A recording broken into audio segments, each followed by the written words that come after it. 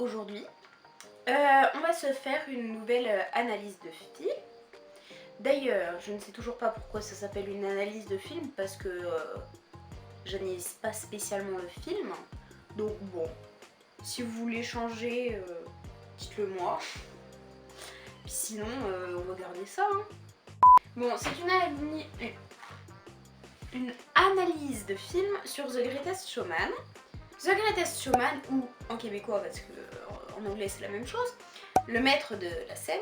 Il a été réalisé par Michael Gracey et il est sorti le 24 janvier 2018 en France et le 26 janvier 2018 aux États-Unis.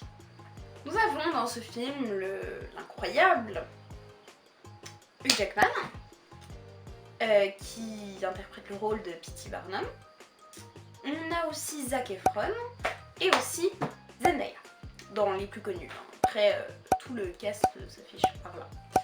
Alors, The Greatest Showman, c'est tiré d'une histoire vraie parce que P.T. Barnum, donc, incarné par Hugh Jackman, a réellement existé. Il vivait au 19e siècle, donc il est né en 1810 et mort en 1891. C'est un Américain qui a longtemps été surnommé le prince des charlatans.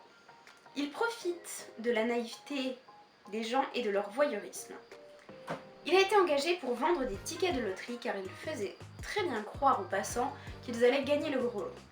En 1829, il épouse Charity Halley, s'installe à New York et commence sa carrière de forain dans les années qui suivent son mariage.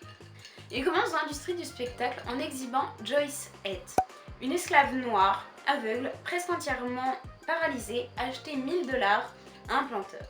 Il la présentera au public comme étant l'ancienne nourrice de George Washington. Et elle serait soi-disant âgée de 161 ans. À la mort de cette femme, il va faire le tour des provinces avec le théâtre ambulant Aaron Turner Traveling Circus. Le centre de l'animation du théâtre est un chanteur afro-américain. Cet homme, qui est en fait un esclave, s'enfuit lorsqu'ils atteignent la Caroline du Nord, qui est l'état précurseur dans la lutte pour l'abolition de l'esclavage. Notre futur showman a refusé de rembourser les billets déjà vendus.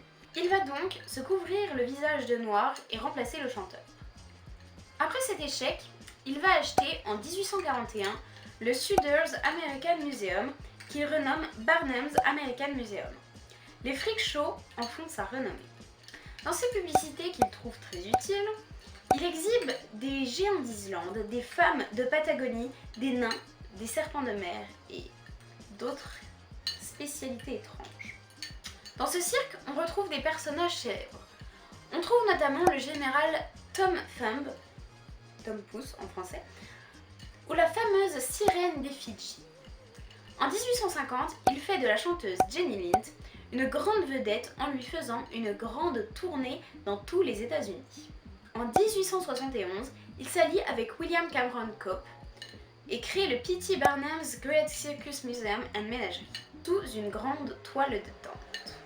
Il circule à travers tout le pays et ensuite à travers toute l'Europe par voie ferrée. The Greatest Show on Earth est né. De nouveau, il s'associe avec son rival James Anthony Bailey.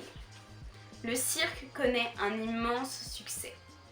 À la mort de Barnum, Bailey continue la direction de The Greatest Show on Earth jusqu'à sa propre mort en 1906.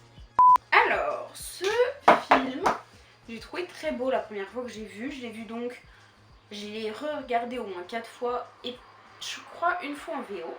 Je suis pas sûre. Ça fait longtemps que je l'ai pas vu, mais faut pas abuser non plus. Ça va faire l'overdose. Bref. J'ai beaucoup aimé ce film parce que j'ai trouvé très émouvant. Et puis j'avais vu la bande-annonce, je ne sais plus trop où. D'ailleurs, je vous mets la bande-annonce en description. Son méma là. Je vous mets la bande-annonce en description, vous pourrez aller voir. Je vous mets toutes mes sources en description ainsi que la bande-annonce. Et quand j'ai vu la bande-annonce, sûrement sur une pub avant de voir une vidéo en 2018, j'avais une incroyable envie d'aller le voir parce que ce film avait l'air superbe.